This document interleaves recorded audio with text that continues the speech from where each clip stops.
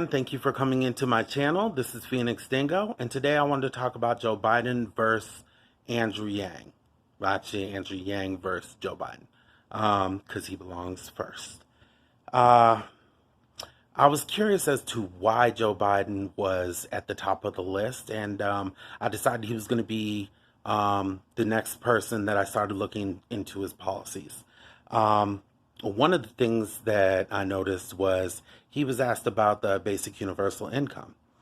His response was that people would be sitting at home doing nothing and getting a check. To me, that is extremely callous and doesn't take into account what these people are going through. There are people suffering. They're trying to make ends meet. It's not like anyone would choose to live that life. It's just kind of where some people are kind of stuck. And Andrew Yang has a plan to help get people out of that. Um, this basic minimum, the dividend, I'm sorry, I've had to do this video a couple times because I'm a little angry about it.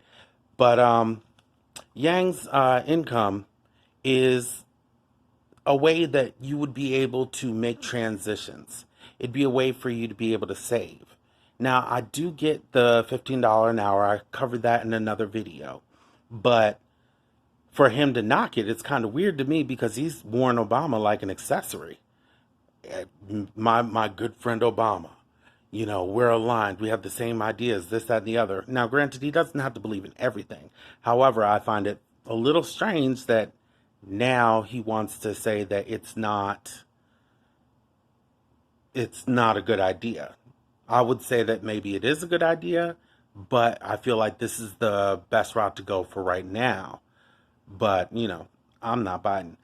Um, I know that there's scandals with him sexually harassing people, allegedly. Andrew Yang is clean. But I also know after this came out, he did a conference and made jokes about it, walked on stage and hugged someone and said, I got permission to hug her. Then did it to a kid and said, I got permission to hug him. Not only was that creepy, it was so inappropriate. Um, I really, this is like Trump all over again, and I'm really disappointed that he is at the top of the list. He's not as bad as Trump, but I mean, you could vote for. I wouldn't be nearly as mad if Bernie was on top, or even Elizabeth Warren, or even Kamala, Booker, whatever, but not him. It's like I don't know. It's like my biggest thing with him is it feels like he has it in the bag, kind of like Hillary, just because of affiliation. Except with him, it's not his husband; it's President Obama. Anyways, so I started looking at his website, and it's pretty simple. I I don't really, well, let's put it like this. I won't have to do too many videos to cover him. In comparison to Andrew Yang, who has over 100 ideas, I mean, it's huge. That's why I'm going to try and split off to other candidates while I'm doing his because there's so much.